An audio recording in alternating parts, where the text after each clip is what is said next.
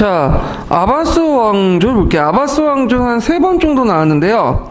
그 아바스 왕조를 이제 창립 배경을 보면 그 앞에 옥메아드 왕조가 있었죠. 이 옥메아드 왕조가 이제 그 시아 계통의 그 아랍인들을 중요시하고 그리고 아랍 우월주의를 내세웠기 때문에 그 당시 비시리아 계통의 아랍인들과 그 다음에 이란인들이 반발을 불러일으켰어요. 그래서 그 당시 이제 아불 아바스라는 사람이 있어. 이 아불 아바스는 아바스 계통의 아바스 가문의 그 출신자인데, 이 아바스 가문은 수니파 가문이에요. 근데 그 조상이 시아파와 관련돼 있어. 그래서 그 이란의 시아파들의 지지를 받고 세웠던 왕조가 아바스 왕조예요.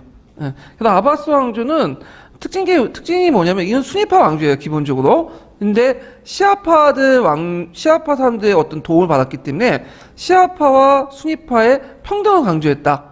이런 것들이 특징이죠. 그 당시 시아파는 누가 많이 믿었냐면 이란 계통의 사람들이 많이 믿었어요. 그 내용을 보면요. 아바스 왕조는 2대 만수르 때 국가의 기반을 마련했는데, 이때 이제 수도를 어디로 세웠냐? 바그다드. 그래서 예전 사마라는 그 동네가 있었는데 여기에 이제 계획 도시에 세운 거야. 그러니까 바그다드는 자연스럽게 형성된 도시가 아니라 일종의 계획 도시다. 이렇게 이제 보시면 돼요. 그래서 거기 이제 수도를 이제 정했는데, 바그다드는 상당히 큰 도시죠.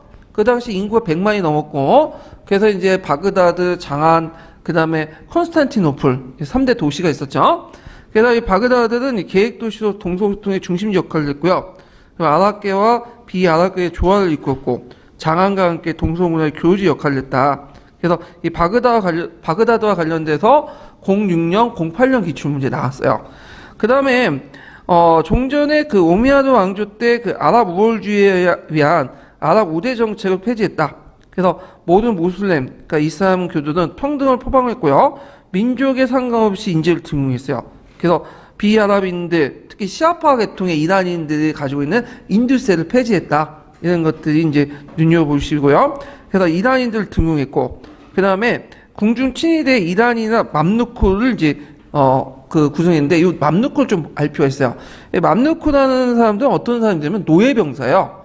노예병사인데, 원래 이 맘루크들은 그 민족별 출신분이 어디냐면 투르크 계통의 사람들이 많아요. 그 당시 투르크, 그러니까 돌고리라고 불렸던 민족들이 오늘날 투르키스탄 지역으로 이제 진출하죠. 9세기 때. 그래서 이들을 사로잡아가지고 노예병을 만들었어. 근데 이 맘루크들이 나중에 어떻게 돼요? 이슬람교 개종을 하죠. 그래서 이슬람의 법에 의하면, 샤리아에 의하면 같은 이슬람교들은 노예를 삼을 수 없다는 게 있어요.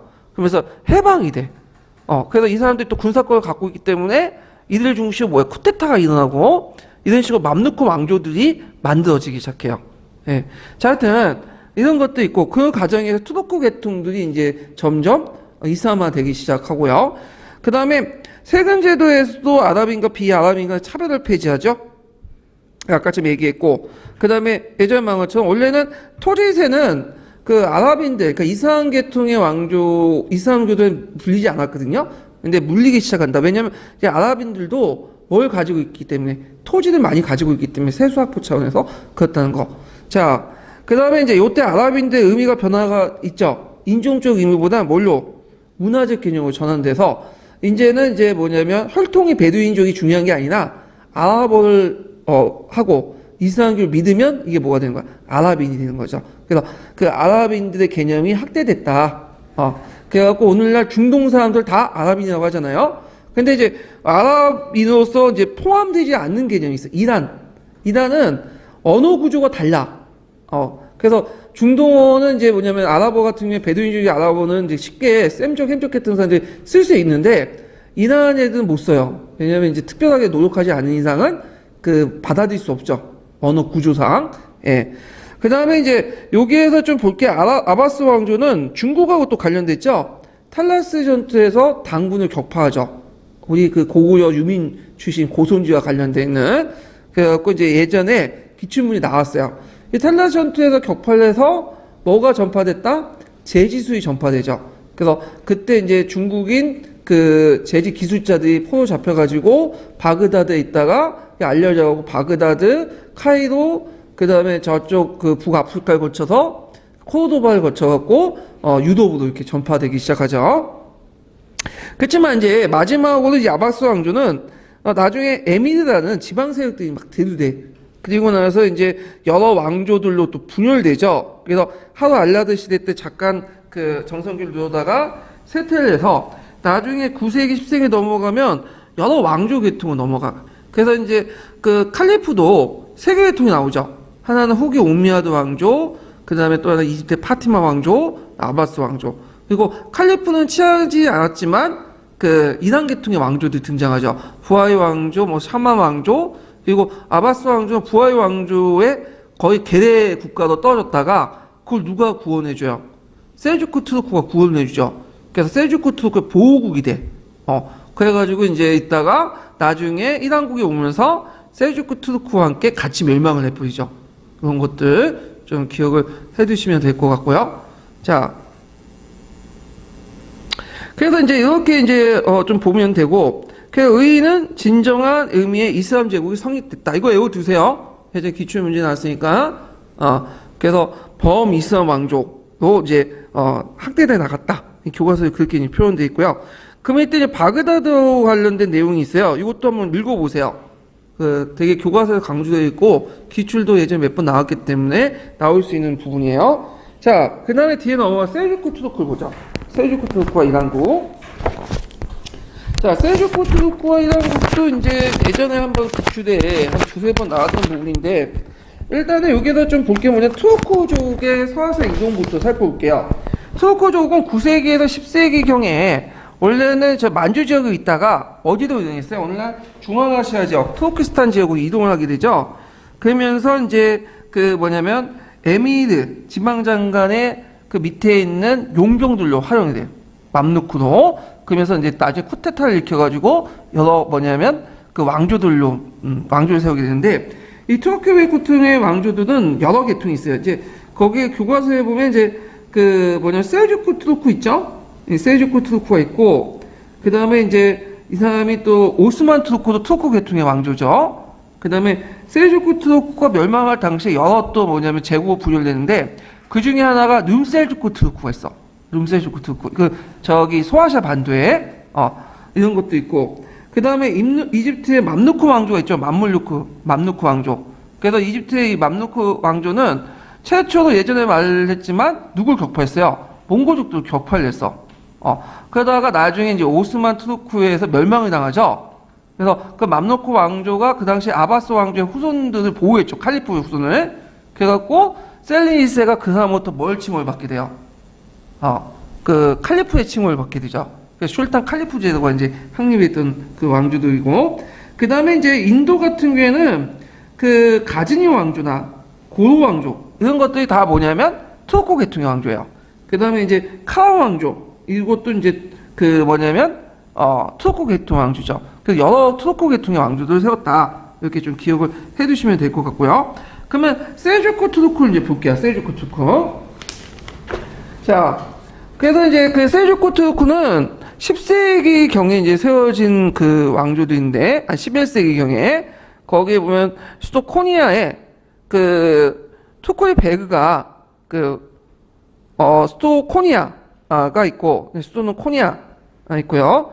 그 다음에 거기에 이제 그 투코이 베그라는 그 사람이 바그다드에 성립됐어. 그러니까 바그다드에 진출해서 그 바그다드의 칼리프로부터 무슨 칭호를 받게 돼요? 슐탄 칭호를 받게 되면서 성립된 왕조죠.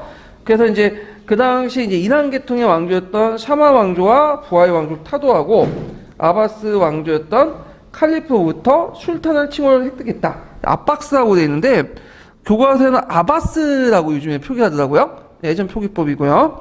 자, 하여튼 이제 그 대제국의 이제 건설을 이제 보면요. 슐탄 칭호를 좀 설명할게요. 슐탄은 여러분들 알다시피 칼리프는 뭐죠? 종교적 지도자고, 슐탄은 정치적 지도자로서 이제 그런 의미가 이제 슐탄의 의미죠. 자, 그럼 대제국 건설 보면 슐탄 마리크 샤 때 제일 전성기를 누렸고요.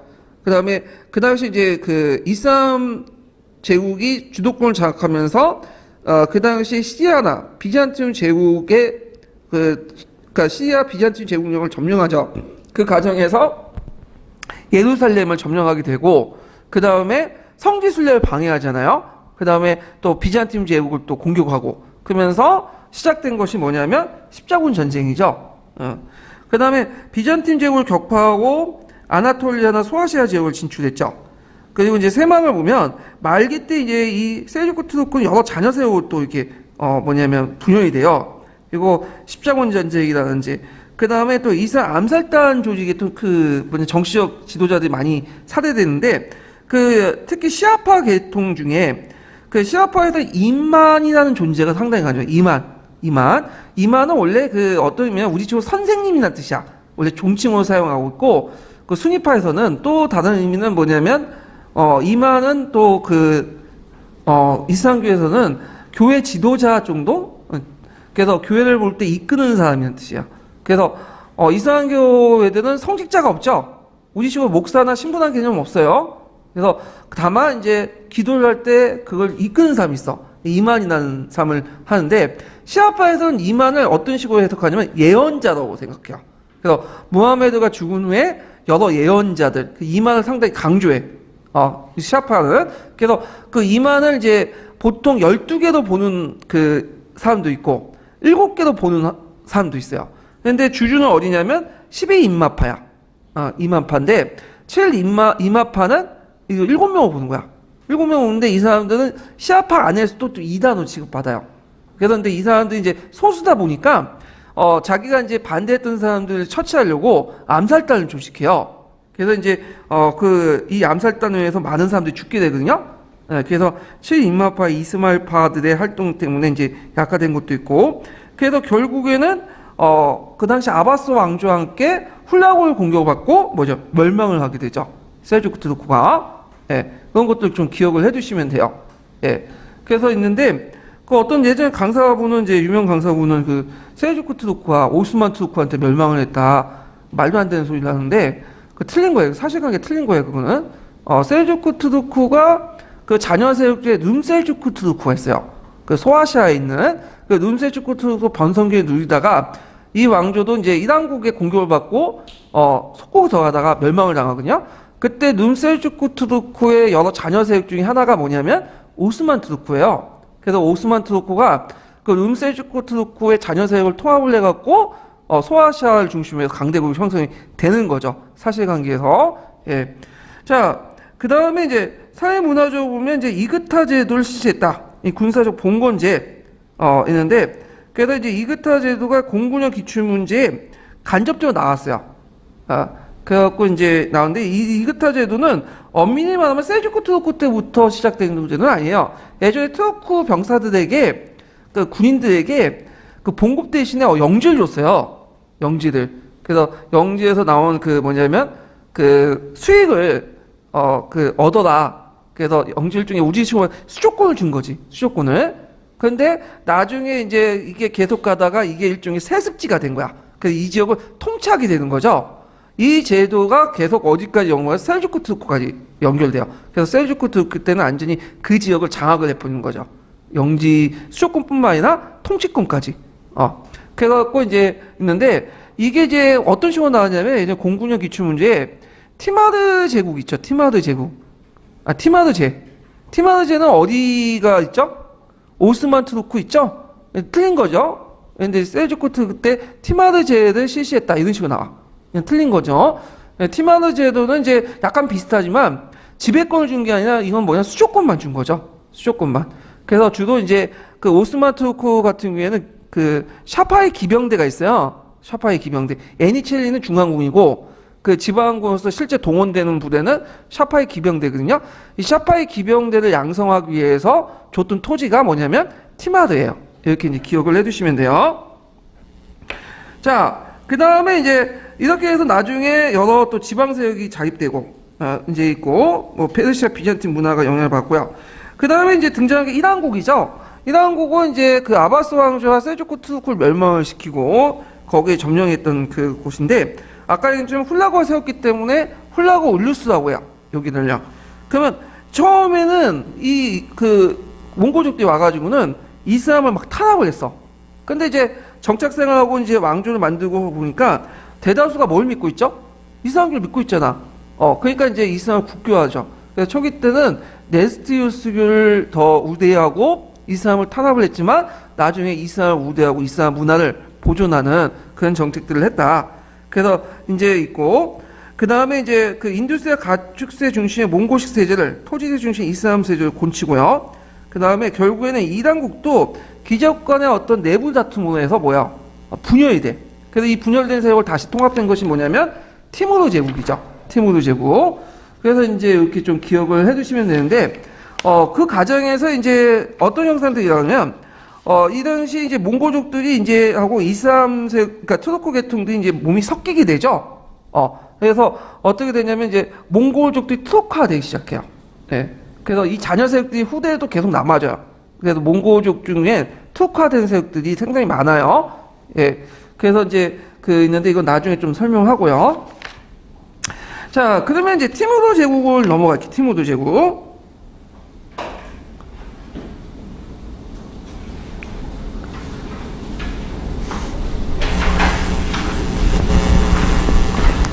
자, 티무르 제국이 아니라 좀 이슬람 문화의 특징부터 보고 이제 넘어갈게요. 티무르 제국 나중에 좀 얘기하고요. 자, 이슬람 문화에 관해서 예전에 한번 좀 약간 나왔는데, 최근은 안 나오긴 하는데, 일단은 한번 살펴보죠. 이슬람 문화는 상당히 종합적이고 국제적이고 융합적인 성격을 갖고 있다. 그래서 다양한 문화들을 수용하고요. 그리고 새로운 문화들을 이제 편견 없이 받아들이는 그런 특징을 가지고 있죠. 그래서 이제 요 내용들이 특징을 가지고 있고, 그 다음에 코란 입각한 문화, 코란 중심의 문화였다. 그래서 우상 숭배를 금지하고 하다 보니까 조용미술이 쇠퇴를 하죠. 예. 그 다음에 아랍어가 이제 통일 문화가 있고, 그래서 그 아랍인들을 이제 아랍어가 통일 언어로 쓰면서 코란 또한 이게 왜 아랍어로만 사용할 수 있도록 한 거죠. 근데 모든 이슬람교도들이 다 아랍어를 아는 건 아니거든요. 그러면 비아랍권에서 어떤 식으로 코란을 읽을까요? 일단 아랍어를 본문으로 이렇게 읽고 밑에 있는 뭐가 있냐면 주석서가 있어. 이 주석서를 읽은 거야. 근데 기본적으로 아랍어는 써놔야 돼. 번역한 게 아니라 그 밑에 주석을 하는 거죠. 예. 그러니까 아랍어는 엄밀히 말하면 코란은 번역이 안 돼요. 코란의 주석을 가지고 읽는다. 그 다음에 아랍인들은 주로 어디에 많이 살았냐면 도시에 살았어요. 정복민으로서. 그래서 도시 문화가 상당히 발달됐다는 특징이 있죠. 그래서 이들은 이제 자신의 어떤 피정복민이나 아니면 다양한 주변의 여러 민족의 문화를 받아들이는데, 그래서 이 문화에서 이제 여러 학문들이 나오죠. 그래갖고 그 두 가지 갈래가 있어요. 하나가 아라비아 고유의 중심의 문화가 있고, 두 번째가 외래 학문의 영향을 받은 것도 있는데, 그 아라비아 고유 학문의 중심은 이제 뭐냐면 코란에서 파생된 학문들이야. 일단 신학이 있고, 코란을 쉽게 설명하기 위해서는 뭐예요? 문법학이나 수학도 있어야 되겠죠. 그 다음에 코란에서 또 강조되는 게 뭐냐면 샬리아란 법이요. 법학. 이런 샬리아를 연구한 법학이 있고요. 그 다음에 이제 여기는 안 나왔지만 신학 관련된 이제 연구하다 보면 이제 마호메트나든지 그 다음에 예전에 선지자들 연구하잖아요. 그러면서 뭐가 나와요? 역사학이 발전되고. 그 다음 마호메트 상업활동이라든지 그 다음에 성지순례, 메카 성지순례를 위해서는 뭐가 필요하죠? 지리학이 필요하죠? 이런 것도 다 아라비아 고유 학문이죠. 그 다음에 외래 학문도 적극적으로 수용했어요. 그래서 그리스에서 뭘 수용했냐면 플라톤이라든지 아리스토텔레스 철학을 이제 수용을 해갖고 오히려 유럽보다 더 많이 알죠, 얘네들이. 그러니까 우리가 알고 있는 보편 논쟁도 실질적으로는 중동에서 먼저 시작된 거예요, 이게요. 그 다음에 이제 오리엔트 과학이나 문화 이런 것도 수용했죠. 그래서 인도라든지 그 다음에 이제 페르시아 등등 여러 민족들의 문화를 또 수용을 했고요. 그래서 이걸 계기로 해서 십자군 전쟁을 계기로 서양에 큰 영향을 줬다. 그래서 탄생한 학문이 뭐죠? 스콜라 철학이죠? 스콜라 철학이고, 우리가 말한 12세기 르네상스 있죠? 이것도 이제 그러니까 이슬람의 문화가 건너와서, 유럽에 건너와서, 영향을 준 것도 있어요. 이런 것들 이제 같이 기억을 해주시면 되고요. 자, 그럼 이슬람의 그리스의 어떤 내용을 이제 볼게요. 특히 이슬람 같은 경우에는 그리스 문화, 그리스 철학들을 연구했는데, 일단은 플라톤과 아리스토텔레스 철학을 이제 받아들이면서 얘네들이 이제 아랍어로 번역하고 주석을 달아요. 아랍어 이렇게 쓰시면 돼요. 근데 얘네들이 이걸 받아들이면서 상당히 좀 모순점을 느낀 뭐냐면 이건 유럽도 마찬가지지만 플라톤은 뭐죠? 실제 돈이고 그 다음에 그 아리스토텔레스는 뭐예요? 명목론이죠. 얘네들도 이걸 가지고 또 보편 논쟁을 펴요. 결국 이분 신하라는 사람이 이걸 종합하죠. 그래갖고 이제 유명론하고 유명론하고 실제론을 조합을 해서 이제 하게 되는데 그 이분 신하에 영향을 줬던 사람, 이분 신하에 영향을 받았던 사람이 누구냐면 아벨라노나 아퀴나스라는 사람이야. 그래서 한번 유럽의 중동에 거쳤던 논쟁들이 어디로 온 거야? 유럽으로 들어와서 정착이 된 거죠. 이렇게 이제 보시면 돼요. 그래서 이제 아리스토텔레스하고 플라톤처럼 왜 연구했냐? 신의 영광을 철학적으로 증명하기 위한 거죠. 이건 뭐 기독교도 마찬가지예요. 자, 그래서 이제 아바스 왕조의 지원을 받았고 그 당시 이제 알 아문 칼리프 시대 때 그 당시 바그다드 대학이나 천문 관측소가 설치되고요. 그 다음에 여러 철학서나 과학서들이 아랍어로 번역이 돼서 이렇게 이제 그 그리스나 이런 철학들을 이제 받아들였다. 그 다음에 또 자연과학이 발달됐어요. 그래서 인도나 페르시아 지역에 이제 받아들인 걸 바탕으로 했는데 특히 인도에서 뭘 받아들인 인도에서 숫자를 표기하는 방법을 받아들였죠. 그래서 우리가 알고 있는 아라비아 숫자가 원래는 어디에 나온 거예요? 인도에서 건너온 거예요. 쿠타마르족 때 만들어진 것을 좀 더 번역한 게 아라비아 숫자고 또 인도에서 뭘 개념을 많이 0. 쿠타마르족 때 0이라는 개념을 강조했죠. 0. 그러니까 0이라는 개념은 뭐냐? 자, 인도의 불교에 뭐가 있어? 공이라는 개념이 있죠? 이 공의 개념에서 파생되는데 0의 개념은 상당히 중요한 거예요. 왜냐하면 예전에 양수만 알았어. 근데 0이 생기면서 뭐 돈지 알게 된 거? 마이너스 음수라는 개념을 알게 된 거죠. 자, 그런 것도 있고 그 다음에 수학이 발달돼서 뭐 3차 방정식이나 삼각방 이런 것들이 발달됐고요. 자, 그리고 이걸 다시 서양에 영향을 줬다. 이렇게 이제 보시면 돼요. 그 다음 천문학도 발달됐죠? 달력 제작이나 지구 구형소이 등장했고 천문 관측 기구들이 제작이 되고요. 그 다음 화학 같은 게 연금술. 연금술이라는 것은 원래 이제 여러 가지 금속 자료를 섞어가지고 금을 만드는 거죠. 근데 실제로 그게 안 돼요. 단일 원소이기 때문에 금은. 그렇죠. 그 과정 속에서 산과 알칼리 같은 걸 구분하고 승하, 여가, 뭐 용해, 직류 같은 화학 실험들이 발견되죠. 그래서 이런 것들 다시 유럽에 영향을 줬고요. 그 다음에 의학에서는 이제 그 알라지나 뭐 이분시나 등등 있는데 그 중에 좀 눈여겨볼 사람이 누구냐면 아비세나, 그러니까 이분시나라는 사람이야. 그래서 이분시나라는 사람은 그 당시 이제 의학 전술은 의학 전법이라는 책을 썼는데 거기에 보면 그 암의 전이 영상까지도 이렇게 얘기를 해요. 암은 전이 된다. 지금은 당연한 거지만 그 당시에는 상당히 대단한 발견이었고 또 이분시나의 특징은 뭐냐면 이 사람은 의학자이면서도 또 뭐냐면 유명 철학자예요. 아까 얘기한 것처럼 그 우리가 이제 유럽판 보편 논쟁을 또 해결했던 유명론과 실제론의 문제를 해결했던 사람이야. 그래서 유럽에도 영향을 줘. 이 사상가가. 그 다음에 물리학에서 뭐 강하게 연구와 비중에 측정을 했고 그 외에 이제 중국에서 받아들인 하약이나 나침판, 인쇄술, 종이를 여기에서 더 발전시켜서 어디로 넘겨준 거예요? 그 당시 서양으로 넘겨주는 큰 역할을 했던 거죠. 그래서 문화의 중개자적 어떤 역할도 같이 했다. 이렇게 이제 기억을 해두시면 될 것 같아요. 자, 그 다음에 뒤에 넘어가서 이제 인문 예술을 보면 역사학이나 지리학도 발달됐죠. 그 역사학 지리학은 왜 발달됐냐? 이거는 고유학문인데 일단 무하메드나 선지자의 전기문을 만드는 과정에서 발달이 됐고 그러면서 이제 대표적인 역사학자들은 이제 되냐면 이븐 할두라는 사람이 있어. 이븐 할두. 그래서 그 이븐 할두가 이제 그 세계 소설을 써서 세계사적 관점에서 국가, 사회 및 문화의 발전을 연구를 했던 사람이 이븐 할두라는 사람이 있고요. 그 다음에 이제 여기는 안 나와있지만 또 자주 나오는 것이 뭐냐면 그 라시든 아띠라는 사람이 있어. 라시든 아띠. 이 사람이 쓴 유명한 무슨 책 있죠? 집사라는 책 있죠. 이 집사는 세계 최초로 뭐예요? 세계사다. 그래서 원래는 몽골의 역사예요. 원래 이제 그 라시든 아띠라는 사람이 이란국 시대 때 그 사람이거든요. 그래서 몽골 제국 역사를 쓰는데 몽골 제국 역사뿐만 아니라 몽골과 관련된 역사, 이민족들의 역사를 같이 써. 그래서 우리식으로 따지면 세계사죠. 그래서 우리가 보통 진정한 의미의 세계사 성립을 언제로 봐요? 지리산의 발견 이후로 보잖아요. 근데 이거는 철저하게 누구 중심이야? 서양 중심이죠. 왜냐 세계사라는 관점은 계속 팽창되는 개념이야. 외연이 주관적이고 우리가 지금 지구가 세계사라고 생각하잖아요. 지구사가. 근데 우리가 뭐 화성을 정복하거나 식민지를 만들거나 다른 법을 식민지를 할 때 세계사의 범위가 어떻게 돼요? 확대 나가죠. 그러니까 세계사의 범위는 현재 진행형이야. 그러면 지금도 우리가 이제 세계사 생각할 듯이 그 당시 세계사의 기준으로 봐야 된다는 거죠.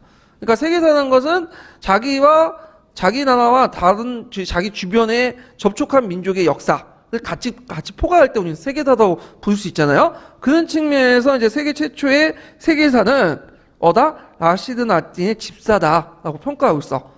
이거 역결혼에서도 강조되는 부분이죠. 그래서 요거 좀 보시면 될 것 같고요. 그 다음에 이제 또 볼 게 뭐냐면 이제 이분할도도 외워두세요. 이분할도도 그 예전에 11년 기출문제에 예문 나왔던 그 사람이에요. 이 사람도. 그 다음에 지리학은 이제 여러 지역에 이제 여행한 사람들이 저수한 여행기도 바탕으로 발달됐고, 특히 이제 상업활동 성지 수요 때문에 이런 학문이 발달됐다. 지리학의 대표적인 사람은 이제 이드리시라는 사람이 있어요. 이드리시인데, 이드리시라는 사람이에요. 이 사람은 세계 지도를 만들었어.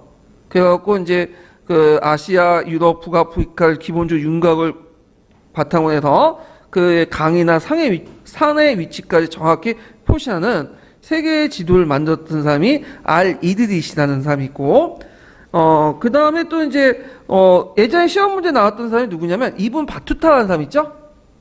이분 바투타는 누구하고 동시대 사람이에요? 마르코 폴로하고 동시대 사람이에요. 이 사람은. 근데 마르코 폴로가 좀 약간 들은 자동을 바탕으로 해가지고 좀 약간 허풍을 좀 많이 끼워가지고 쓴 방면에 이분 바투타의 여행기, 그러니까 3대 주유기는 뭐냐면 상당히 이제 그 있는 것을 그대로 쓴 거야. 보고 들은 것들을, 있는 사실들을 그대로 썼다는 거, 좀 객관적으로 썼다는 게 좀 특징을 가지고 있다. 그래서 이분 바투타의 여행기가 예전에 시험 문제 나왔던 거죠. 그래서 여기 보면 이분이라는 말 많이 쓰이죠. 이분이라는 말은 뭐냐면 먼모의 아들이라는 뜻이에요. 먼모의 아들.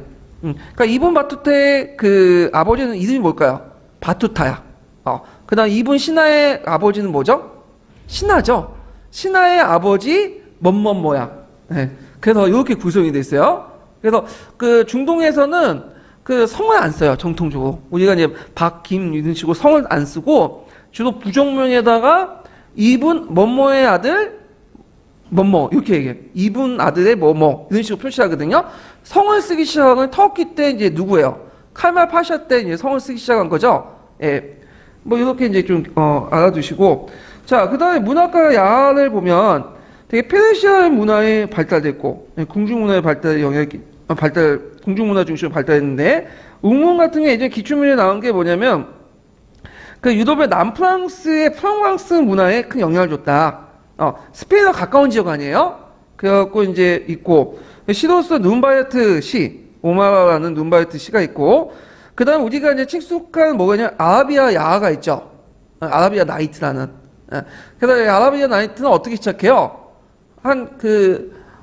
여험을 가지고 있는, 여자 허모증을 가지고 있는 왕이 있는데, 그 왕이 여자와 결혼하면 하룻밤 자고 나서 어떻게, 여자를 다 죽여버리죠. 그러니까 이제 현명한 여자가 또 결혼했다가 그 여러 가지 얘기를 들려주는 거야. 근데 궁금증을 자하게 해서 딱 오늘 여기까지요. 그러면 살려둬야 될 거 아니에요? 그래서 이것이 1000일 동안 간 거야. 그래서 이걸 천일야라고 하죠.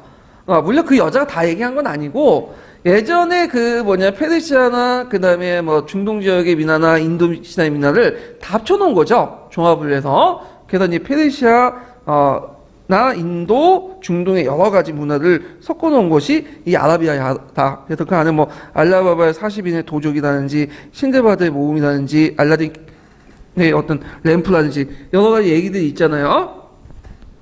자, 그 다음에 예술 미술을 보면, 자, 여러 민족의 문화를 수용했는데, 자, 모스크 양식이 있어요. 모스크 양식. 모스크 양식은 뭐냐 하면 원래는 이슬람의 사원 양식이에요. 네.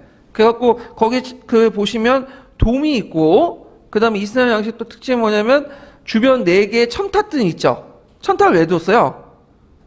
메카의 방향을 알려주고, 뭐냐, 기도 시간 알려주기 위해서. 그래서 천탑에 올라가고 이제 큰 소리로 이제 기도 시간 알려주고, 근데 요즘에는 그렇게 안 알려줘요. 뭐 소리치면서 알려주는 게 아니라 사이드는 알려. 그냥 의미상 이게 상징적으로 이렇게 네 개를 세워놓은 거고. 그 다음에 이제 이런 특징들이 있는 게 이 모스크바 양식인데, 원래는 이슬람 사원에 사용했던 양식이지만, 이게 어떤 특징이 있어요? 나중에는 공공기관들을 다 세울 때 이런 양식으로 해서 만들어졌다. 모스크 양식으로. 그래서 돔양식, 아치, 그 다음에 천탑 이런 것들이 이제 있고요. 그 다음에 이제 또 뭐가 있냐면 아라베스크가 있어요. 아라베스크. 예전에 기출문에 나왔던 거죠. 이 아라베스크는 원래는 이슬람 양식은 아니에요. 그리스에서 유래된 거야. 그 그리스에 보면 새나 동물, 사람 모양들을 자연스럽게 이제 바탕화면으로 그린 게 있거든요. 근데 이제 이슬람에서는 그 새나 동물, 사람을 그릴 수는 없죠. 그래서 새나 사람, 동물은 제거한 채 뭘 그리냐면 그에 이제 뭐냐면 그 여러 가지 기하학적 무늬라든지 그 다음에 꽃무늬 이런 것들을 그려내요. 그래서 주로 이제 어디에 이제 했냐면 모스크 벽면에 이렇게 그려놓죠. 그래서 그 교회나 이런 데 가면 막 여러 가지 성상이나 성화 같은 걸 그려놓잖아요. 다 이거 우상숭배이기 때문에 폐지시키고 뭐냐면 이렇게 벽면에 이런 것들을 장식했다. 그래서 이런 것들, 그 아라베스크는 의미가 뭘까, 이건? 신의 계시를 상징화시킨 거야.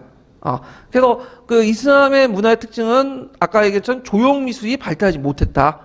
그렇지만 이제 아라베스크 같은 문화 양식, 새로운 모자이크, 이런 무늬 같은 것들이 발달했는데, 이 아라베스크는 처음에는 이제 모스크에 사용했지만 나중에 이게 어떻게 돼요? 학대되죠. 그래갖고 그 당시 이제 카페트라든지 가죽 세공포라든지 도자기, 상하제품 등 온갖 곳에 아라베스크 양식들이 있어. 예, 그래서 이런 것들 좀 기억을 해두시고, 자, 그럼 이슬람 문화의 의의를 볼게요. 일단 유럽의 근대 문화의 발달에 크게 공헌했다. 이슬람 그래서 그리스 철학이나 헬레니즘 시대의 자연과학을 수용하고 발전시켜서 다시 유럽으로 전파를 시켜줄 거야. 천문학 같은 경우에도 이제 중국에 영향을 줬죠. 중국의 수신력. 그리고 수신력에 영향을 받은 게 뭐예요? 그걸 약간 뜯어곤친 게 우리나라의 칠정산. 에 영향을 줬다. 이렇게 이제 보시면 되겠죠. 그래서 이제 그 이슬람 문화는 세계 여러 문화들을 수용하고 자신의 문화와 첨가시켜서 발전시킨 다음에 또 세계 여러 나라에 전파시켜주는 문화의 중개자 역할을 해줬다. 이렇게 이제 기억을 해두시면 돼요. 자, 그 다음에 이슬람 법체계를 볼게요. 이슬람 법체계는 뭐 중요한 건 아니에요. 이건 나올 가능성은 별로 없는데 예전에 기출에 잠깐 언급됐기 때문에 얘기를 할게요. 이슬람 법체계. 이슬람법을 뭐라고 하죠? 샬리아라고 하죠. 샬리아. 그래서 이제 샬리아라고 하는데 이 샬리아도 되게 복잡해요. 거기 보면 종교법이 있고 그다음 세속법이 있어. 그래서 좁은 의미의 이제 그 샬리아는 이 종교법만 해당하는데 종교법은 법 이론과 법 체계 이렇게 구분이 되는데 그 법 체계 안에는 일단 기본이 되는 건 뭐예요? 코란이에요. 코란. 코란인데 이 코란은 짤막하기 때문에 이걸 또 해석을 해야 되죠. 법을 해석해야 될 거 아니에요. 그러면서 이제 여러 것들이 등장을 하는데 자 거기에서 이제 수나가 있어. 수나는 뭐냐면 간습법이야.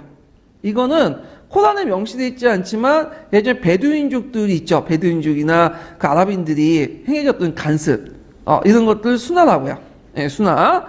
그래서 이제 있고 그 다음에 이제 이 수나는 어디에서 강조하냐면 수니파들이 강조하는 거예요. 시아파보다는 수니파들이 되게 이 수나를 되게 강조하거든요. 그 다음에 이제 요 하디스라는 게 있어요. 하디스라는 것은 뭐냐면 보통 4명의 이스라엘 지도자 있죠. 정통 칼리프 시대 때. 이 정통 칼리프 시대 때 전승되어 것을 하디스라고 해요. 하디스. 예. 그 다음에 이제 여기에서 이제 코란, 수나, 하디스를 이제 번역하고 해석하는 것, 법 이론자들, 그러니까 울리마들이라고는 하는 법 해석자들이 그 해석한 게 있는데 이게 이지아와 키아스야. 그러니까 우리식으로 따지면 법 이론이나 해석 부분이에요. 법이 있으면 그거에 대해 여러 가지 헌법학자들이나 법률학자들이 막 해석해 놓잖아요. 그렇게 있는데 여기에서 이제 수니파하고 이제 시아파가 좀 구분이 되는 게 뭐냐면 시아파들은 어디까지 인정하냐면 코란과 하디스는 인정해요. 하디스. 근데 그 수나나 그 다음에 울리마 해석을 별로 인정하지 않아요, 얘네들은. 그래서 있고 하디스도 이 4명의 선지자가 있는데 보통 이제 시아파 같은 경우에 4명의 선지자들 다 안 믿죠. 뭐만 선지자분? 알라만 알리만 선지자로 인정하잖아요.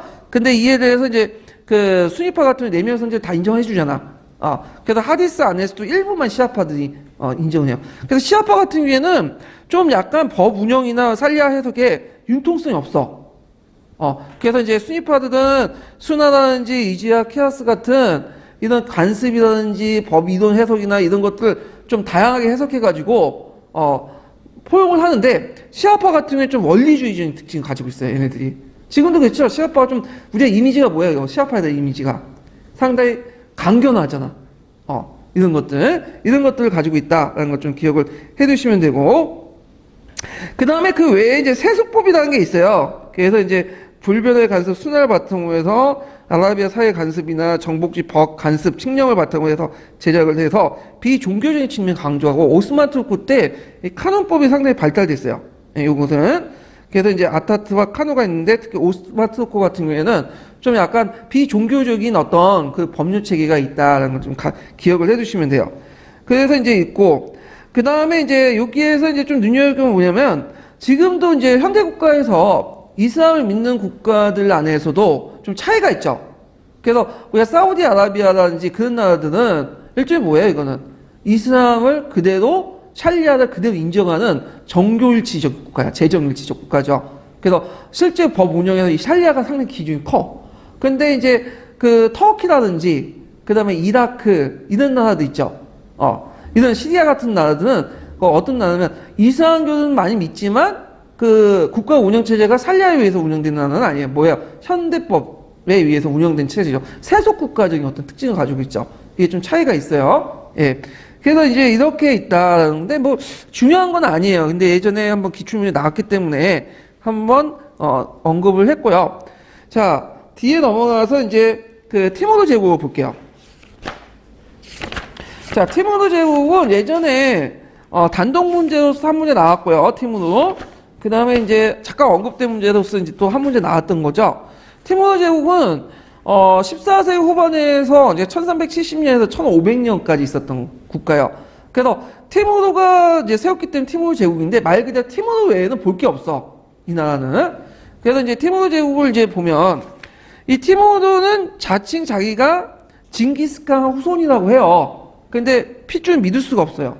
왜냐면 그 당시에 이제 그 유목민들이나 그 당시 사람들은 나라를 세운 사람은 누구의 후손이라고 생각하냐면 징기스칸의 후손이라고만, 황금시족만이 나라를 세울 수 있다라는 어떤 관념을 바탕한 거야.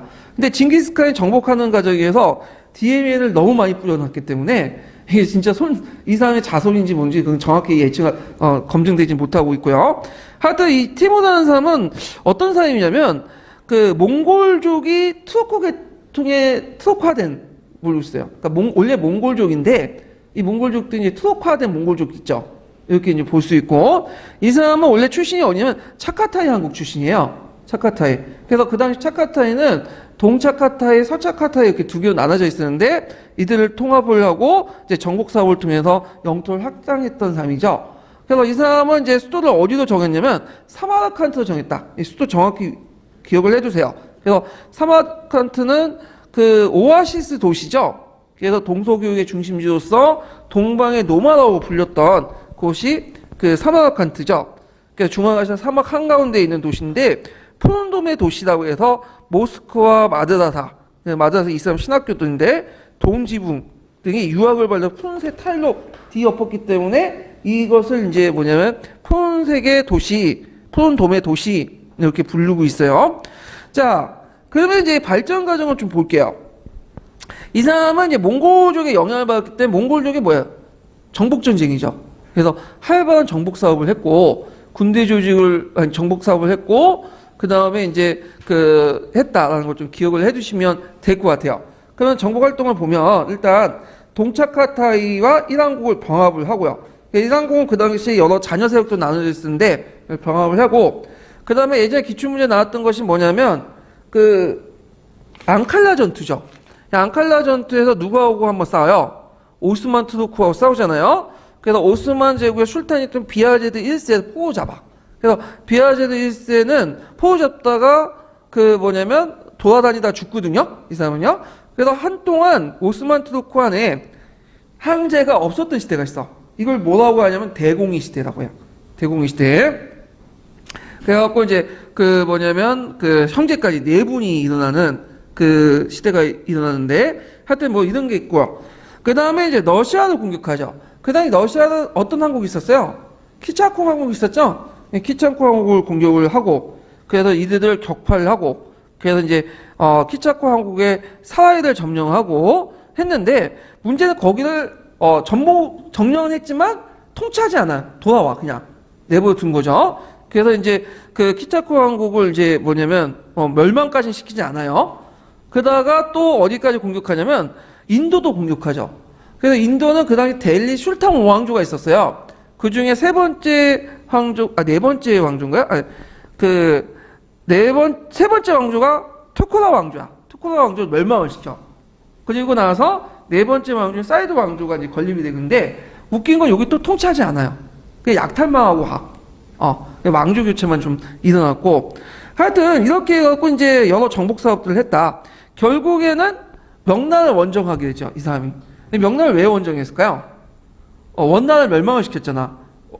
자기는 뭐의 자손이라고 주장했던 사람이에요. 몽골족의 자손, 칭기스칸 자손이라고 생각했기 때문에 원나라를 멸망시키고 원수 갚아야죠. 그래갖고 원정을 하는 도중에 이 사람이 사망을 하게 돼요.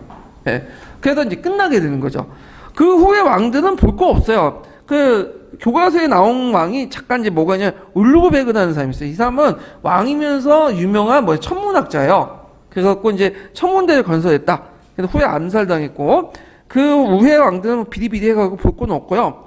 자, 하여튼 문화적으로 보면 이슬람, 이란, 중국 문화가 융합이 됐고요. 그래서 이슬람 문화, 페르시아 문화, 터크 문화, 중국 문화, 상당히 복합 문화적 성격을 갖고 있고 세미나의 특징이 있고 동성 문화의 발전에 크게 기여했다. 현대 중앙아시아 정통 문화의 형성에 크게 기여했는데 대개 보면 이제 투르크 민족주의 형성에 큰 영향을 줬던 사람이야, 이 사람이. 예. 그래서 보통 이제 투르크 민족주의가 나중에 19세기 등장하거든요. 근데 여기에서 문제는 뭐냐면 투르크 민족주의인데 투르크라는 개념이 너무 강범위해. 오늘날 투르키스탄하고 그다음에 어디 지역까지 포함되는 터키. 그래서 결국에는 이제 칼말 파샤 같은 경우에 투르크 민족주의 중에 어디만 한정돼서 본 거예요? 그 뭐냐면 소아시아 지역의 투르크 민족들만 한정해서 본 거죠. 그러니까 우리식 따지면 저희 독일식 따지면 대독일주의냐 뭐 소독일주의. 하여튼 그렇지만 중앙아시아 문화에서 이제 큰 영향을 줬고요. 되게 이 투르크 민족주의의 어떤 상징적인 지도자가 누구냐면 티무르야. 티무르.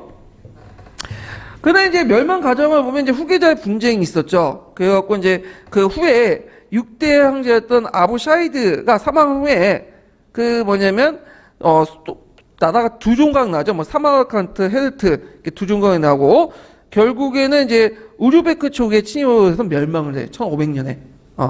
그리고 이제 이슬람 세계는 이제 인도의 무굴 제국하고 이 무굴 제국은 누구의 후손들이 세운 거야? 티무르 왕의 후손이 세웠다고 하죠. 무굴이라는 자체가 여기에서 나온 거죠. 예. 그래서 이제 있고 그다음에 이란의 샤파비 왕조도 나눠지고 그다음에 이제 또 오스만 왕조 이렇게 분열되고 또 중앙아시아 토르코 지역에서는 투르키스탄 지역에서는 세 개의 왕조가 있어요. 이스라엘 계통의 왕조. 이 이스라엘 계통의 왕조가 이제 부하다, 시바, 코란드 한국으로 분열이 되거든요. 근데 이 왕조들은 그 어떤 계통의 왕조냐면 몽골족인데 투르크화된 몽골족이에요. 네, 투르크화된 몽골족이죠. 그래서 나중에 19세기 때 제정 러시아에 다 병합이 돼버려. 그래서 오늘날 투르키스탄, 카자흐스탄, 카자흐스탄, 키르기스탄 등 여러 스탄자 붙는 나라 있죠. 이 스탄자 붙는 나라들의 그 뭐냐면 조상들이 부하라, 시바, 코란드 한국이에요. 예. 그게 외울 필요 없는데 그냥 알아두시면 괜찮을 것 같아. 예. 자, 그래서 이제 이렇게 해서 이제 있고요. 자, 그 다음에 뒤에 넘어가서 오스만 제국을 보죠. 오스만 제국. 자, 티모르 제국이 분열된 후에 그 중동의 패권 두 개로 나눠진다고 했죠. 하나가 이란 계통의 샤파피 왕조죠. 이란 계통의 샤파피 왕조고, 샤파피 왕조 시아파 왕국이에요. 그리고 또 중동 전역을 이제 지배했던 왕조가 뭐냐면 이 오스만 투르크야. 그 오스만 투르크의 성장 과정을 좀 볼게요. 샤파피 왕조에 건너뛸게요. 어차피 시험 문제 안 나왔으니까. 중요한 건 아니니까 이제 건너뛰고. 자, 오스만 투르크를 좀 볼게요.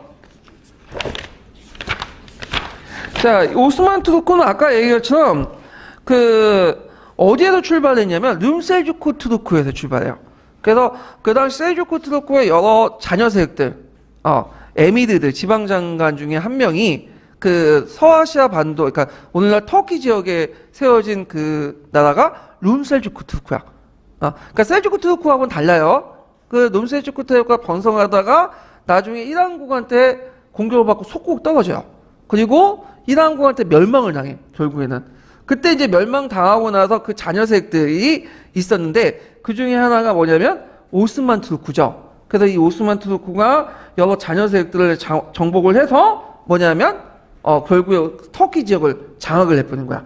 이게 이제 오스만 투르크인데 이렇게 보는데, 자, 오스만 투르크는 그 오스만 1세 때 건국이 돼요. 그래갖고 이제 쭉 해서 소아시아 북부의 앙카라 북을 건국하고 셀주크 투르크 자녀 세력을 통합을 하죠.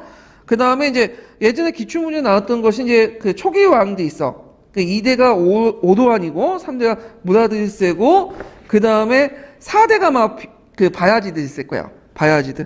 예. 그래서 이제 바야지드 있을 때 아까 티무르 제국한테 패배를 하죠. 그래서 앙카라 평원에서 이제 그 패배를 하는데 이게 1402년이에요. 그래서 결국에는 그 포로가 돼갖고 이제 잡혀서 죽고, 그때 잠깐 동안 이제 분열 시대가 있었다고 했죠. 왕이 없는 시대 뭐야? 대공의 시대라고 하죠. 신성노마의 대공의 시대가 있었죠. 황제가 없었던. 공이라는 거는 비었다는 뜻이야. 왕위가. 자, 그래서 형제끼리 네 분이 일어나. 그래서 이제 이따가 그 이제 뭐냐면 수습이 되고 이제 더 발전이 되는데, 그 과정에서 이제 여러 가지 이제 그 뭐냐면 정복 활동을 이제 하게 되죠. 그 중에 눈여겨볼 게 뭐냐면 마호메트 2세 때, 메메트 2세라고요. 보통 마호메트는 이제 그 무하메드 아시죠? 무하메드의 그 명칭을 따갖고 마호메트 2세라고 이제 하는데, 자, 마호메트 2세는 비잔틴 제국을 멸망을 시키죠. 그리고 나서 수도를 어디로 옮기냐면 그 비잔틴으로 옮긴 다음에 이름을 콘스탄티노플에서 뭘로 바뀌었다? 이스탄불 개명을 해. 그래갖고 이제 수도를 이전을 하고요. 그 다음에 이제 그 성소피아 성당을 이스라엘 사원으로 개조하죠. 이 성소피아 성당을. 예. 그래서 이제 있고, 그래서 성소피아 성당은 이스라엘 사원으로 개조할 때 이제 그 성소피아 성당에 벽화가 있잖아요. 원래 이스라엘 사원의 벽화 못 그리죠. 그걸 뭐냐면 해치를 냈어. 해치를 쫙 하고 나서 거기다 아라베스크로 그려놨거든요. 예. 그리고 그 성소피아 성당이 4개의 천탑을 세웠어요. 근데 그대로 사용한 거야, 그냥, 나머지는. 근데 나중에 이제 그 터키가 이제 건국하고 나서 그 성소피아 성당을 이제 박물관을 만들었어요. 그때 그 프레스코화로 해서 그 앞에 그려놨던 아라베스크는 쫙 지워버리고 뭘 하는 거야. 그 그림이 이제 딱 지워놓으니까 그림이 드러내죠. 그래서 파괴는 하지 않았어. 예, 하여튼 그걸 그대로 이용을 했다. 이렇게 좀 기억을 해주시면 될 것 같아요.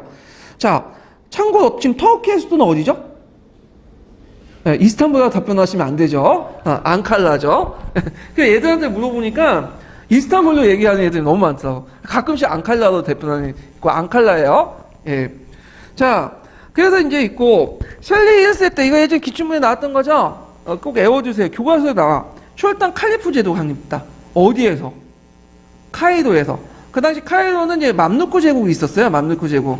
맘루크 제국을 멸망하고 나서 거기에 이제 맘루크 제국에서 보호했던 그 아바스 왕조의 칼리프 후손들을 찾아서 칼리프란 칭호를 얻게 돼요. 강제 뺏은 거죠, 솔직히 말해서. 그래서 이제 시작된 것이 뭐냐면 슐탄 칼리프 제도야. 그 재정밀치적 성격을 갖고 있죠. 그래서 슐탄은 정치적 지도자고 칼리프는 종교적 지도자인데, 오스만 투르크에서는 슐탄과 칼리프를 같이 겸하게 돼요. 그래서 이제 슐탄 칼리프 제도가 됐다. 이게 예전 시험문에 나왔던 거 꼭 기억을 해두시면 될 것 같아요. 그래서 맘루크 왕조를 멸망시키고 메카나 메디나를 보호권을 장악했다. 이렇게 이제 보시면 되고, 군사제도에서 좀 눈여볼 게 뭐냐면 예니첼리 군대가 있어. 예니첼리 군대. 예니첼리 군대가 있고, 이 예니첼리 군대를 양성시킨 게 뭐냐면 데부시르메 제도예요. 이 데부시르메 제도가 어떤 거냐면, 자, 일단은 그 이슬람 교도의 자손들은 뭐냐면 거기에 선발하지 않아요. 어떤 사람들 선발하냐면 발칸 반도의 기독교 소녀들 있죠. 잡아다가 이슬람화 시켜 개종을 한 다음에 이들에게 군사 훈련 시켜갖고 좀 성적이 좋은 애들은 뭐냐면 저기 그 관료를 시키고요. 그다음에 좀 약간 성적 머리는 뛰어나지 않지만 무적이 뛰어나는 애들 있죠. 얘네들은 애니첼리 시킨 거야. 그러니까 특수 그 자기들 보호할 수 있는 왕실 친위들 삼은 거죠. 그러면 왜 이런 제도를 뒀냐면 자기 뭐 이슬람 자제들을 왜 안 되냐 선발 안 했냐면 예전에 왕조들 보니까 이슬람 왕조들 문제점이 뭐냐면 그 이슬람 애들이 이제 관료들이 세습화되는 거야 계속. 그러면 세습된 귀족들이 계속 친위 부대를 장악하고 그 다음에 뭐냐면 관료들이 되면 어떻게 돼요? 왕권을 능가하죠. 그래서 그걸 차단하기 위해서 그렇게 한 거예요. 그래서 이제 아예 기반도 없는 얘들을 뽑아가지고 고급 관료들이나 아니면 그 예니첼리라는 부대도 만든 거죠. 그런데 문제는 이제 얘네들이 또 한 번 됐으니까 그 다음 아들들이 있을 거 아니야. 그 아들들은 세습을 금지시켜. 그래서 아들들은 이제 이슬람 교도, 이슬람 아버지잖아, 이제 개종이 있으니까. 그러니까 얘네들은 이제 뭐냐면, 예니첼리나, 고급 관료가 될 수 없도록 만든 거야. 그래서 이제 이런 특징들을 가지고 있다. 그래서 왕권을 강화하기 위해서 했다라는 걸 좀 기억을 해 두시면 돼요. 근데 아까 얘기했지만, 그 오스만 투르크는 예니첼리만 있었던 게 아니에요. 샤파피라는 그 왕조가 있어요. 사파히라고 하고 이게 포기법이 좀 약간 그런데,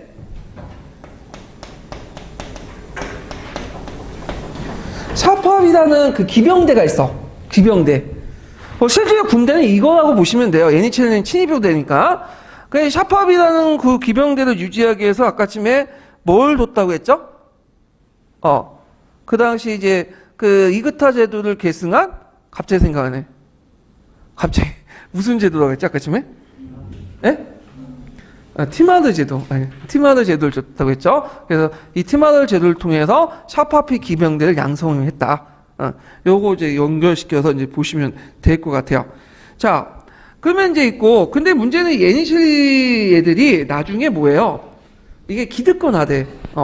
그래갖고 자기 마음에 안 들면 뭐가 된 거냐면 그냥 슈탄까지 가 치워버려요. 쿠데타 일으켜갖고. 그래서 나중에 근대화하는 과정에서 상당히 문제점이 드러나는 군대죠. 나중에 이제 근대식 부대도 이제 재건하는 과정에서 해체시켜 버렸는데, 자, 그 다음에 또 그 오스만 투르크에서 눈여볼 게 뭐냐면 밀라트 제도가 있다.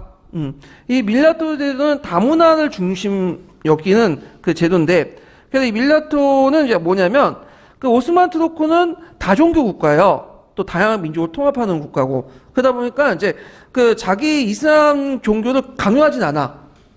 그래서 다양한 민족들이 믿고 있는 종교들을 인정하고 종교 중심으로 뭐냐면 그 안에서 세습이나는지 아니 종교 중심으로 이제 밀라토를 이제 구성한 다음에 거기에서 뭐죠? 어느 정도 자치권을 인정해줘요. 네. 그래갖고 이제 되게 몇 개의 밀라토로 구성되면 큰 밀라토를 보면 뭐 이슬람 밀라토가 있고, 그 다음에 그 안에 또 뭐냐면 그리스 정교 밀라토가 있고, 아르메니아 그 기독교 밀라토가 있고, 한 4-5개 있어요. 그래서 이제 있고, 다른 밀라토로 이동할 수는 있어요. 그 중에 제일 큰 밀라토가 어떤 이슬람 밀라토겠죠? 근데 다른 종교로 이동할 수도 있고, 개종할 수도 있게. 근데 되게 개종 안 해요. 왜냐면 거기 한번 딱 태어났으면 어떻게 해요? 사회적 관계망도 있잖아. 그 다음에 개종한다는 거는 자기 주변 사람도 어떻게 관계를 다 단절하는 거잖아요. 뭐 그렇게 해갖고 이제 있는데, 일단 그만큼 상당히 뭐냐면 다양한 민족들을 특징들을 인정해줬다. 그래서 이제 그 공식 문서도 투르크 문서 외에도 다양한 언어를 사용해요. 각 민족의 언어 번역했고, 그리고 각각마다 이제 그리스어 칙령 같은 것도 공포해요. 예. 그리고 또 다양한 민족들을 또 인정했다는 게 또 뭐냐면 외국인들에게 치해복권을 인정해주죠. 서양인들에게. 그러니까 서양인들의 치해복권 인정하는 게 뭐냐면 원래 처음에는 호혜적인 목적이에요. 왜냐면 얘네들이 이제 밀라토 제도가 있었잖아. 그러니까 간단한 법 문제 같은 거 자기들이 알아서 하는 것처럼 서양인도 기독교 믿고 법 체계가 다르니까, 간섭이 다르니까 얘네들도 독자적인 법 체계를 운영할 수도 있도록 인정해 준 거야. 자기 그 안에서. 근데 나중에 이제 서양 제국주의 국가들이 팽창하면서 이걸 악용한 거죠. 그래서 일종의 면책특권처럼, 그래서 불평등 조약처럼 악용한 거예요. 근데 처음의 목적은 뭐냐면 이걸 인정해주면서 서양 사람들의 어떤 이제 그 종교라든지 문화 간섭을 보호해준다는 명목으로 인정했는데 나중에 이거를 악용했다. 그래서 나중에 이제 탄지마트 개혁 과정에서 보면 이런 걸 다 폐지시키고 그래요. 막 예. 뭐 이런 것도 있다는 거 좀 기억을 해주시면 될 것 같아요. 근데 아까 얘기한 처럼 그렇게 다민족이나 다민족 종교 이런 것들 다 인정하면서 인정 안 하는 게 있어. 뭐가 있어요? 시아파는 인정 안 해요. 시아파는 오히려 탄압하고 학살하고 막 그러거든요. 예. 그래서 이런 특징들 가지고 있고요. 그 다음에 이제 슐레이만 했을 때 제일 전성기를 누리죠. 이때. 그래서 유럽을 공격해서 빈을 2번이나 그 공격해서 포위한 사건도 있고요. 물론 함락시키진 못했지만 헝가리를 정복하고 베오그라드 정복하면서 오늘날 발칸 반도가 어느 지역 자기가 먹게 돼요. 오스만 투르크가. 그래서 발칸 반도 안에 이슬람 세력들이 많은 이유가 그 이유예요. 한동안 누구의 지배를 받았기 때문에 오스만 투르크의 지배를 받았기 때문에 그런 거죠. 그 다음에 경제를 번역해갖고 그 다음에 프로ቬ사 전투에서 이제 그 에스파냐 로마교회 연합부대를 격파를 하고요. 그 다음에 그것 때문에 유럽인들이 그 당시 콘스탄티노플 통해서 많은 이제 동방 물자를 받아들였는데 막히게 되잖아요. 그래서 다시 새로운 항로를 개발하는 과정에서 지리산이 발견한 배경이 되기도 했던 거죠. 자, 그 다음에 제도를 정비해서 여러 가지 법전을 편찬하죠. 그래서 이제 입법자는 카논이라고 이제 알려지게 되고요. 오스만 제국의 어떤 독창적인 어떤 것들을 이제 만들고 행정제도도요. 그리고 다양한 문화를 또 수용을 한다. 그래서 이 오스만 제국은 다양한 문화들 상당히 수용한다는 게 좀 특징이에요. 예. 그러니까 이건 좀 뒤에 좀 얘기를 하겠지만, 그 다음에 트로코의 세망을 보면 영토가 축소되고, 그다음에 이게 표시가 잘못됐네. 거기에 이제 하살표를 좀 해주시고요. 그 계기가 됐던 게 예전에 시험 문제 나온 레파토죠. 레파토 해전에서 이제 근데 이 레파토 해전은 누구하고 한번 싸운 거예요? 스페인하고 한번 싸운 거잖아요. 그래갖고 이제 스페인의 일대 그 투르크와 싸워서 이겨서 스페인 함대를 뭐라고 하죠? 무적 함대라고 하죠. 무적 함대. 그래서 이제 무적 함대인데 나중에 또 누구한테 깨져요? 영국 드레이크가 이끄는 영국 함대 깨지잖아. 그래서 이제 그 전투가 뭐죠? 그 유명한 카렌 전투라고 있어. 카렌 전투. 예. 그래서 이제 그 아르마다 전투라고 이끈 또 카렌 전투 아르마다 전투라고 하는데 해전이라고 하는데 아르마다는 이제 뭘 의미하냐면 무적 함대를 의미해요. 예. 카렌 아르마다 이렇게 전투가 있고요. 그래서 나중에 이집트가 독립하고 그리스가 독립하면서 점점 너트 전투에서 이제 또 발칸 지역이 독립해서 이제 점점 투르크가 세방이 되고 결국엔 투르크는 소아시아와 그 이스탄불 주변에 있는 영역으로 이렇게 축소가 되죠. 자, 뭐 이렇게 있고요. 그 다음에 뒤에 넘어가서 사회적으로는 이제 아까 얘기한 군사력 봉건인 티마르 제도가 있다. 그래서 티마르 제도 기원은 이그타 제도지만 이그타 제도는 보통 통치권을 주는 거죠. 근데 이건 통치권뿐만 아니라 통치권을 주는 게 아니라 세금을 면제해 주는 거야. 세금을 면제하고 또는 세금을 징수할 수 있는 수초권을 주는 거야. 면세권하고 수초권을 줬다 보면 돼요. 왜? 아까 무슨 기병들 양성하기 위해서 샤파이 기병대를 양성하기 위한 거다. 이렇게 좀 기억을 해두시면 되고요. 그 다음에 문화적으로 보면 투르크 문화는 되게 개방적이라고 했죠. 그 이란, 아라비아, 비잔틴, 기독교적 요소가 같이 혼합된 문화들이야. 그래갖고 이제 그게 예전에 한번 그 건축에서 나왔는데 사원에서도 보면 그 비잔틴 양식 영향을 많이 받았어요. 뭐 돔 양식, 모자이크 양식이나 이런 것도 있고 대표적인 사원이 뭐냐면 2011년도에 나왔던 게 있죠. 비잔틴 양식을 도입해서 만든 슐레이만 사원이 있어. 슐레이만 사원. 예. 그래서 이제 이 슐레이만 사원인데 그 이스탄불에서 제일 큰 사원이 이 슐레이만 사원이에요.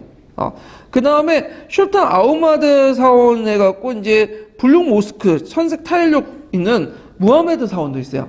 무하메드 사원 이스탄불에. 그래서 예전에 슐레이만 사원이 시험 문제 나왔다. 좀 기억을 해두세요. 이 슐레이만 사원. 그다음 슐레이만 사원과 함께 또 유명한 사원이 아까 말한 것처럼 무하메드 사원이다. 요것도 같이 기억을 해주세요. 그래서 무하메드 2세가 성 소피아의 아름다움을 감탄하면서 이슬람 세력이 기독교 세력의 우위를 이 땅을 보여주기 위해서 성 소피아 성당 못지않은 모스크를 만들기 시작했는데 그게 뭐냐면 그 무하메드 사원이고 그 이름을 따서 또 슐탄 아흐메드 사원이라고 해요. 또는 블루 모스크라고 해요. 그래서 제가 예전에 한 3년 전인가 4년 전에 그 오스만 투르크 뭐 문화 기획전이 있었어요. 예전에 참여해서 그런데 거기에 보니까 그 무하메드 블루 모스크가 있더라고요. 그래서 거기에서 사진 한 방 찍은 게 기억이 나. 그래갖고 이제 제가 카카오 스토리에 올려놨는데, 자, 뭐 보실 분들은 보시고요. 뭐 중요한 건 아닌데. 자, 그래서 예전에 한번 기출문에 나왔고, 궁중에 이제 보면 토카프, 그러니까 토프카프 궁정이 있는데, 무하메드 22세 때 이제 건설된 그거거든요. 그래갖고 이제 그 유목민족, 투르크 민족의 특성을 많이 반영했던 그 궁정이 이 토카프 궁정이고요. 그 다음에 또 하나가 유럽의 영향을 받은 궁정이 있어요. 19세기 때. 그래서 바르크 양식이나 오스만 양식의 어떤 혼합인 건데, 돌마, 바흐치의 궁정이 있어. 그래서 바르크 양식의 특징이 뭐야? 거대하고 웅장하잖아요. 이것도 마찬가지로 거대하고 상당히 웅장해. 그래서 이 돌마, 바흐치의 궁정은 그 당시 프랑스 바유샤르 궁정을 모방을 했지만 그보다 규모가 더 커요. 상당히 크고, 그리고 궁중 내부에 이제 금 14톤, 은 40톤을 사용했고, 뭐 건축 건비로서는 금화 500만을 사용했다고 그래요. 그래서 있는데, 나중에 이제 그 이스탄불 여행 가시면, 이스탄불에 보면 되게 볼 게 많거든요. 성소피아 상등도 있고, 토카프 궁정도 있고, 돌메 바흐체 궁정도 있고, 등등 있는데 한번 보고 오세요. 예. 그래서 있고, 자, 그 다음에 이제 터키 공화국하고 무샤타파 개혁 보자. 이것도 두 번 나왔어요. 그래서 외워두세요. 이게 뭐 여러 가지 개혁 같은 것도 나올 수가 있어. 자, 보면 그 전에 잠깐 이제 그 전에 역사를 이제 좀 설명하면, 자, 오스만 투르크가 이제 그 쇠퇴할 때 그 오스만 투르크의 개혁이 있었죠. 자체 개혁이. 이게 무슨 개혁이에요? 탄지마트 운동 들어보셨죠? 여기는 뺐는데, 이거 은혜 개혁이라고 하죠.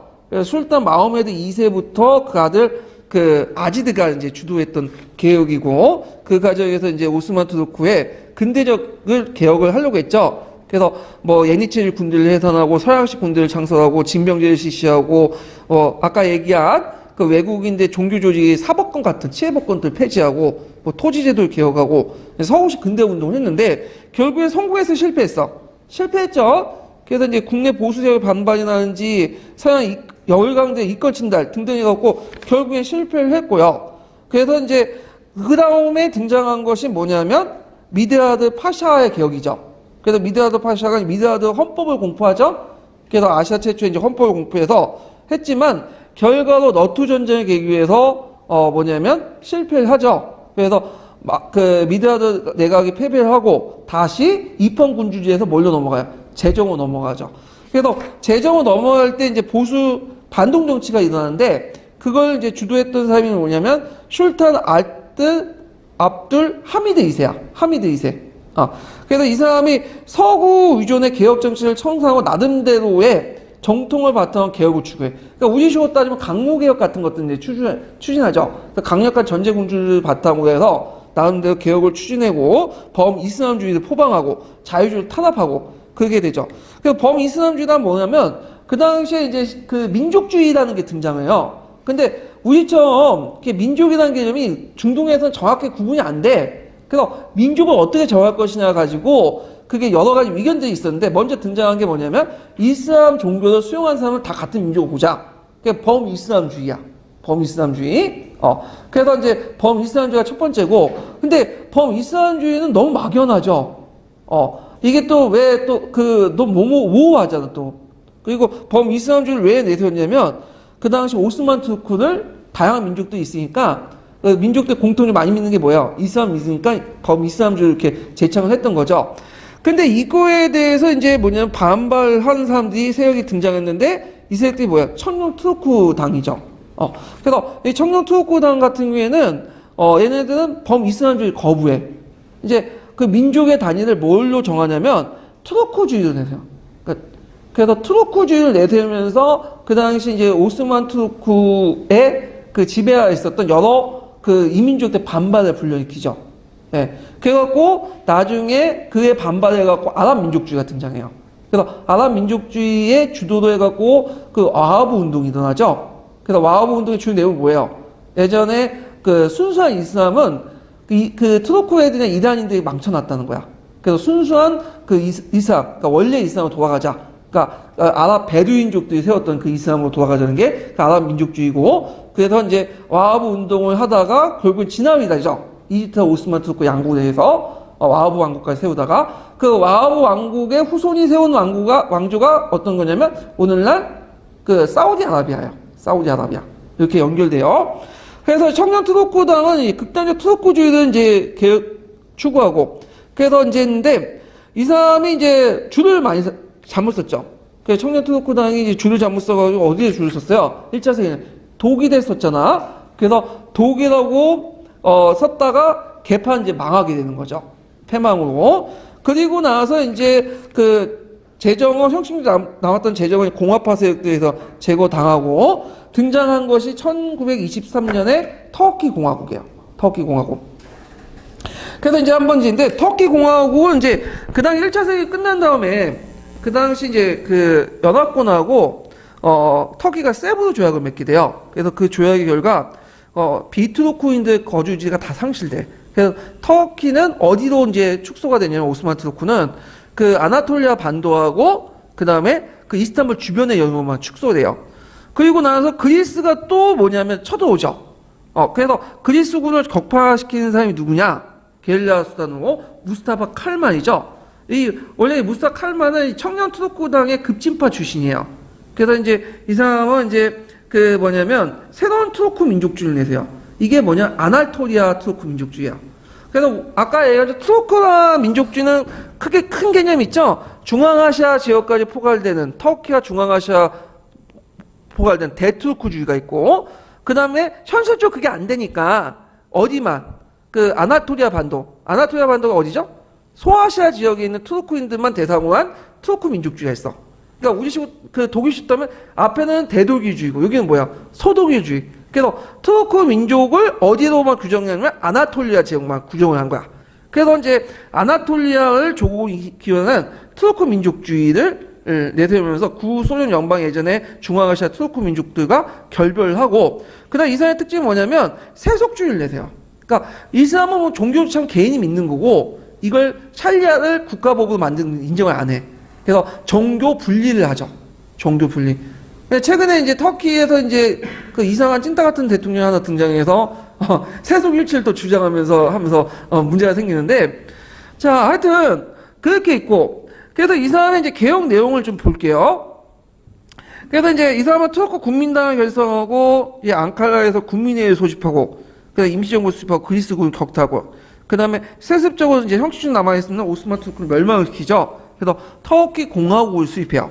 그래서 여러 개혁을 이제 하게 되는데 이 사람은 이제 그 일당 독재를 내요. 왜 일당 독재를 했냐면 그 당시 이제 개혁을 하려다 보니까 여러 세력들이 같이 할 수 없어. 지금처럼 우리 집은 뭐 개혁을 하는데 문재인 개혁하는데 새누리당하고 자유한국당하고 자유한국당하고 바른정당하고 같이 할 수는 없잖아요. 그러니까 그 세력들은 다 제거시켜버리고 그냥 근대화를 효율적으로 추진하기 위해서 자기가 독재를 한 거야, 그냥. 근데 독재인데 착한 독재야. 그래서 이 사람이 여러 가지 개혁을 이제 하는데, 자, 헌법을 제정하죠. 그러니까 종전의 살리아법이 아니라 근대식 헌법제도를 통해서 통치를 하고 대신에 이제 샬리아법을 폐지시키죠. 그래서 세속국가가 되고 종교 분리를 내세요. 그래서 이슬람을 국교로 하는 것을 헌법의 조항에 삭제해. 그래서 종교의 자유인지예요. 그렇지만 터키인들 상당수가 뭘 믿고 있죠? 이슬람을 믿고 있는 거죠. 그냥 개인적인 차원에서 있는 거고 그 다음에 보통 이슬람에서 여성을 되게 천대시하잖아요. 참정권 안 주고. 그래서 여성의 참정권을 인정하죠. 그래서 터키가 이슬람 국가에서 여성의 보통선거를 최초 인정을 해주는 국가가 되고요. 그 다음에 폐습을 개혁해갖고 일부 다처제를 금지하죠. 그래서 보통 이슬람에서는 4명의 아내까지 줬다고 하죠. 허용하죠. 그래서 그 무하메드가 몇 명까지 뒀어요, 아내들? 11명까지 뒀고, 심지어는 그 무하메드 마지막 아내가 제가 알기로는 16살인가 14살인가 되게 어린 소년을 뒀다고 해요. 오늘날 보면 그냥 그 아동 성착취? 이렇게, 괜히 이슬람에서 그런 얘기 했다가 이제 맞아 죽는데, 자, 하여튼, 4명까지 둘 수 있어, 4명까지.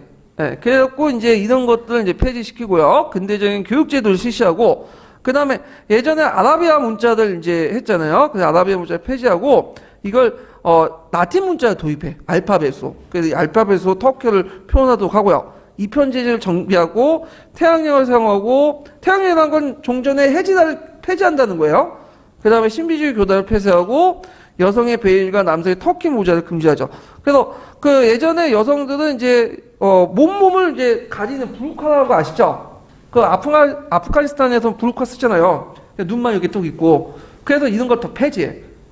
근데 그 폐지하고 나니까 저희 보니까 이상 여자들 되게 예쁘긴 예쁘더라고요, 보니까. 상당히 예뻐요, 애들이. 근데 왜 다 뒤집어 쓰는지 잘 모르겠는데, 하여튼, 그 다음에 성의 사용을 의무화하죠. 그러니까 예전에는 그 이슬람에서는 성을 사용하지 않았어. 아까 부정명 쓰고, 뭐뭐의 아버지, 뭐뭐라고 뜻이죠. 이렇게 쓰죠. 뭐 이분 시나, 뭐 이분 바투타, 이렇게 썼잖아요. 근데 성을 사용했다. 그래서 이 성을 사용했고, 그때 이제 케말도 자기도 사용하죠. 아타투르크라는 성을 사용해요. 아타투르크. 그래서 이제 이 아타투르크는 이제 국부의 의미예요. 그래서 아타투르크 성을 사용하는 사람들은 누구의 후손이라고 알 수 있어요? 칼말 파샤의 후손이라는 건지 알 수가 있어요. 그래서 여러 가지 이제 뭐냐면 개혁 정치를 했다. 그래서 이제 칼말 파샤는 터키에서 상당히 성인으로서 뭐냐면 대접받는 사람이에요, 이 사람이. 그래서 이제 그 칼말 파샤 욕을 하면 안 돼, 여기에서는. 터키에서는. 잡혀 들어가거든요. 예. 그래서 그 나라 사람 탄생일도 기념하고 국부로 이제 추앙받는 사람이 칼말 파샤이다. 기억을 해주시면 될 것 같고요. 자, 그 다음에 이제 뒤에 넘어가서 이제 그 인도사 넘어갈게요, 인도사. 인도사인데, 인도사는 좀 쉬었다 할까요? 예.